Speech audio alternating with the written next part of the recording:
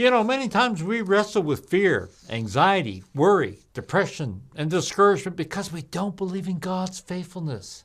How have you fared in that situation? Well, stay tuned. I have some encouraging words for you today.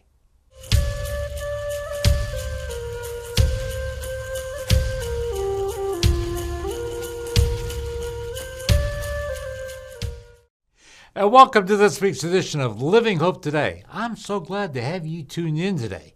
You are always welcome to join us each and every Thursday for the initial release of our weekly broadcast, and you are able to view the program at the top of our posts each week for anytime you want, because it's an easy retrieval that way by just going to the page and looking at the top, and that's the broadcast that will be most current of our latest release episode, and it will play to the following Wednesday. So it starts on a Thursday and will play for 6 days, and it will be dropped down second in the menu when the new program comes out on the next following Thursday.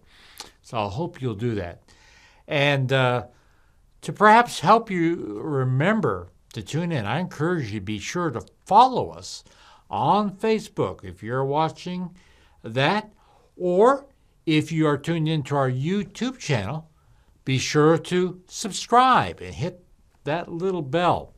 That will notify you of any new releases that we're putting out. So I hope you'll do that. The other day I received a really nice letter from a faithful viewer who told me how much she enjoyed our Jesus Is devotional series we presented, that we closed out last week. And we've been doing it, presented it for the past month. It was a 4-part series. And I want to thank you for writing and the kind words you expressed to me. It really is encouraging. And I'm so honored that you enjoyed our series and hope it was a blessing as much as it was to me in sharing on that 4-part study. I received as much of a blessing out of it and on that study. And if you are watching, have never written us, I would love to hear from you. You can either message me below here, right below our video player, or you can write us. And here's our Connect With Us page. You can either send us an email there at our address, AICTVORG, .org at gmail.com. Or you can send us a letter by mail to the addresses on the screen. Either way, we would love to hear from you. So I hope that you'll write us today. Well, on this week's episode, I want to talk a bit about the faithfulness of God. So many times you hear people who are worried about problems they're facing in life. Maybe it's sickness in the family, or maybe facing an unexpected loss of a loved one. It's in times like these we wonder, where is God during these times? Well, I want to address a bit about God's faithfulness and whether what we have as our faith in Him. It's going to be a very encouraging study, so I hope you'll stay with us. But before we go any further into the program today, let's listen to some very good friends of mine from Niagara Falls, New York. They are from the Tuscarora tribe. They are singers that I've known a long, well, I better not say it. The girls might get mad at me. I've known them for a long time. And that's the Lori Jonathan Trio. And I want you to listen as they sing that song that fits well with today's message. Listen as they sing Living by Faith. And we'll be right back with this week's devotion.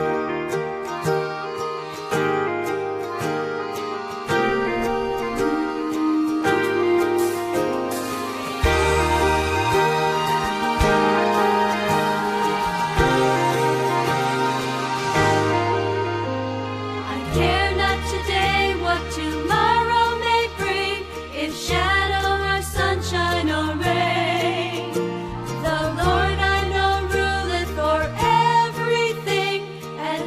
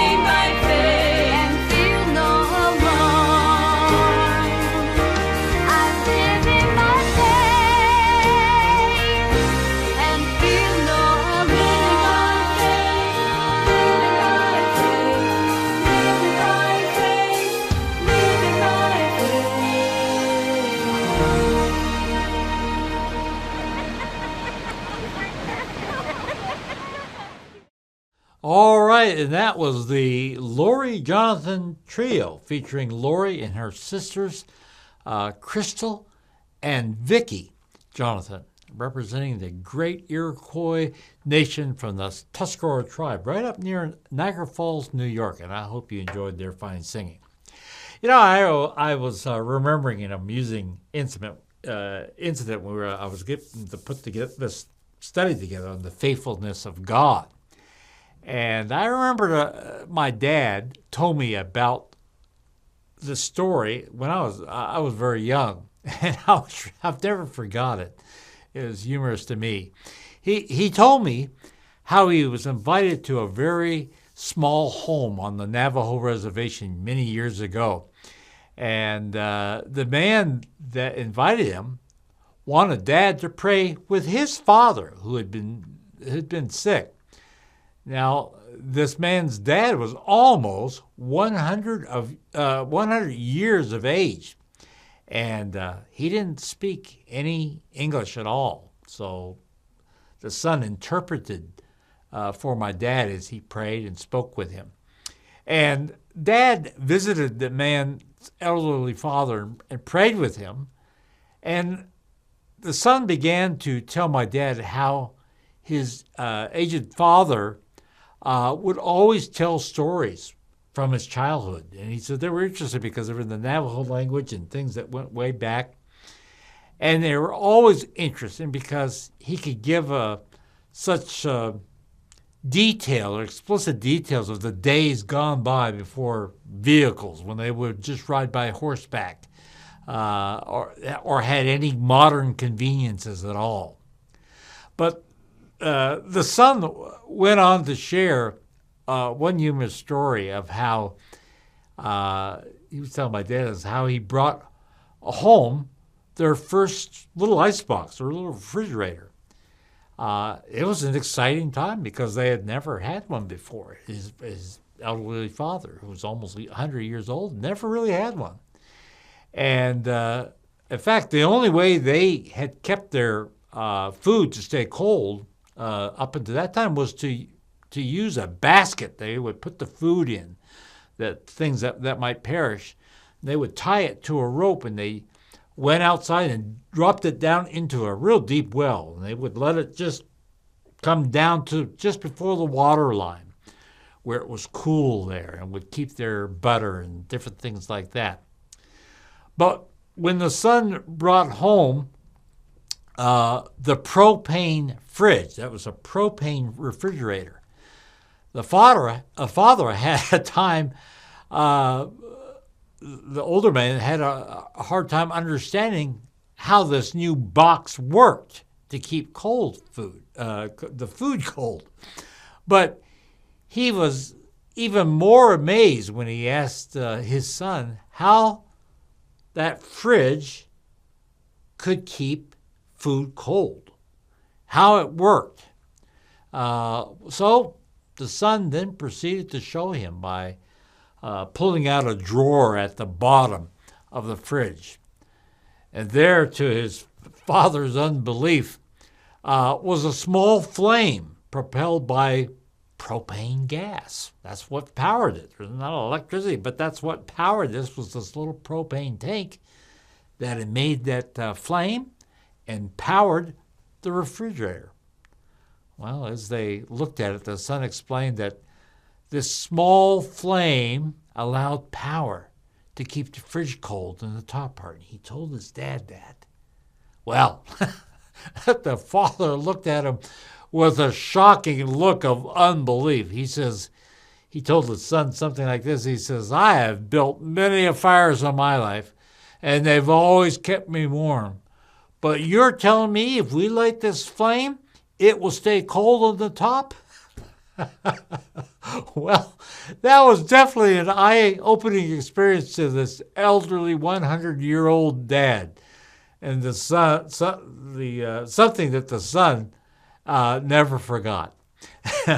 Well, you know, for many, when you see or experience something that you don't understand, it sometimes can take a whole lot of faith to believe. Well, as Christians, we often face some of those same instances in our life. It may not be trying to figure out how a flame can keep something cold like that, but it could be something that requires us that we have to have a strong faith in, just faith in how it works. We need to accept things we may never fully understand. But in this day and age of the 21st century, technology has advanced so far that we just accept it for what it is. I think every time we enter a room, a dark room, and we go to hit the switch by the door to turn the lights on, we don't doubt it. We just hit that switch and the light comes on. Or a lamp, you turn the lamp switch on. It comes on. Our faith in that is that it's going to work. Well, as followers of Christ, we sometimes face things that we don't understand. The reason why these obstacles invade our lives, things that can happen to us. Sometimes it can be personal, while other times it can be unexpected. But the one thing it seems we are always reminded of is God's never changing faithfulness to us. He's always there. We don't have to worry that he's not there. He's faithful. He's always there.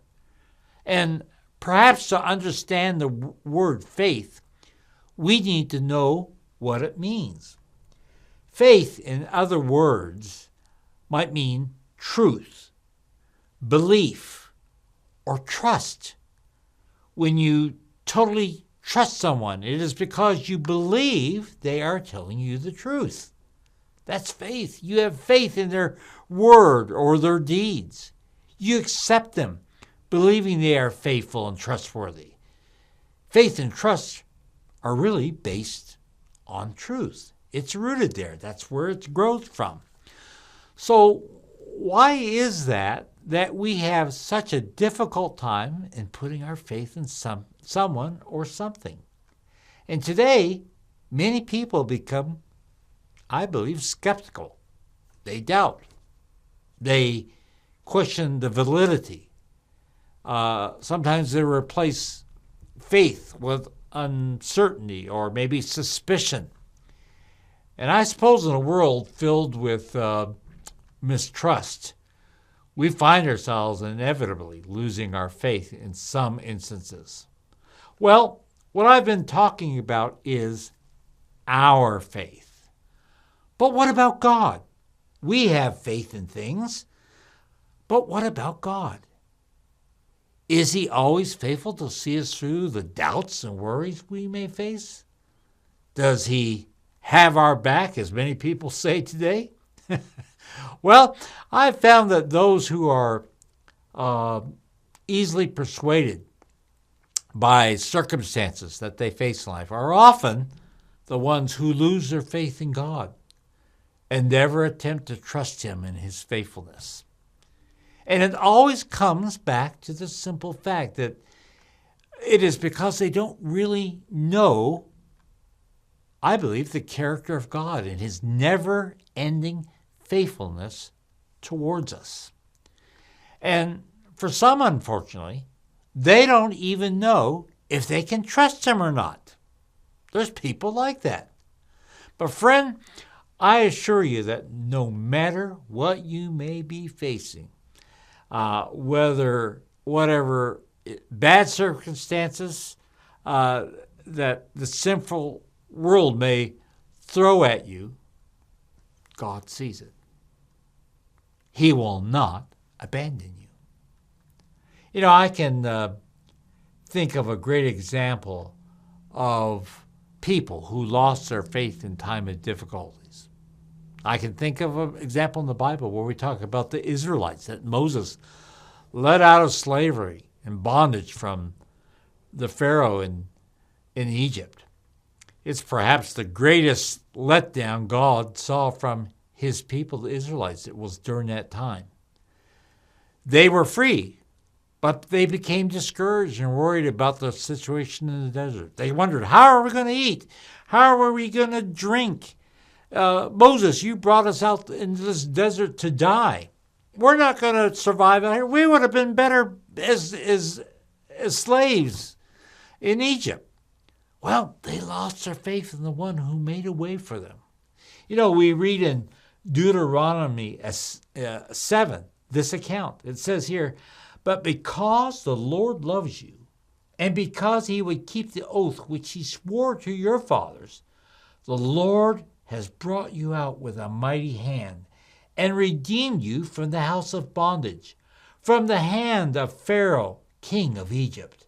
Verse 9 says, therefore, know that the Lord your God, he is God, the faithful God, who keeps covenant and mercy for 1,000 generations with those who love him and keep his commandments.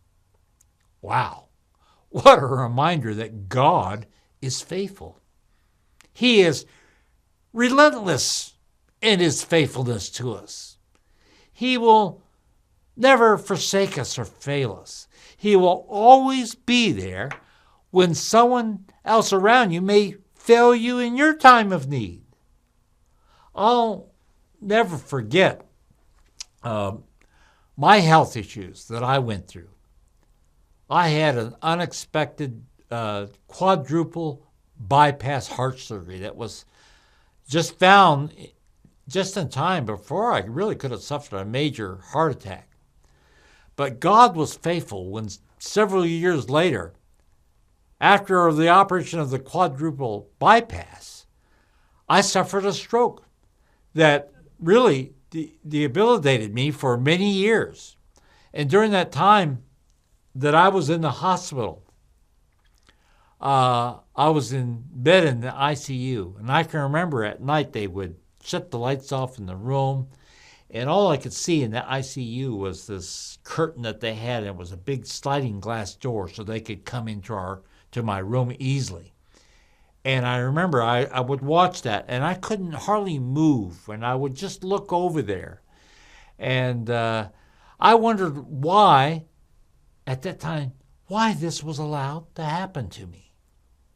I began thinking about all the things that I wasn't doing to keep myself healthy. It was maybe the food. I began to worry about all that bad food I was taking and how it had probably made me unhealthy. Then I began to worry about my future. Would I ever be the same again? Would I ever be able to carry on a productive life? But as I laid there, I began to hear God's voice, a small voice in my ear. He told me not to worry. He told me to look to him, to allow myself to remember the faithfulness he had always bestowed upon my life since I was a boy. In response, I remember I cried out to the Lord in that dark room as I asked for his forgiveness for my doubts and fears and loss of faith in the Lord to take care of me once again. Satan was trying to discourage me and to try and make me think that I was all by myself and that I had been abandoned. But you know what? God stepped into my midst. He assured me that he was there, that he hadn't left me. Then I was reminded of a passage of Scripture that I had always heard and read. It said, "The Lord is not slack concerning his promise, as some count slackness, but is long-suffering toward us, not willing that any should perish." Yes, I could delight in God's word of encouragement. And even as we read about in Romans 8:28, this very familiar verse that was such an encouragement to me, it said, "And we know that all things work together for good to those who love God, to those who are the called according to his purpose." Yes, these scriptures reminded me to stir up my faith and trust the one who has always been faithful. Do you have trust issues that seems like Satan is constantly making you doubt in Jesus and his watch over you? Then let me encourage you that Jesus is always there. Don't look around to others around you or just try to correct those circumstances you may face all on your own. Have faith in God. Remember, the greatest enemy of fear is the faithfulness of God. When you catch a glimpse of just how faithful God is, you're able to walk and live in peace. God's faithfulness is your foundation for peace. Always remember that. Yes, the faithfulness of God is never ending. Trust him today with your faith as only he can give. I want to thank you for joining me this week, and I hope you'll make plans to join me again for another edition of Living Hope. Until then, keep the faith, and may the Lord continue to bless and keep you. See you next week.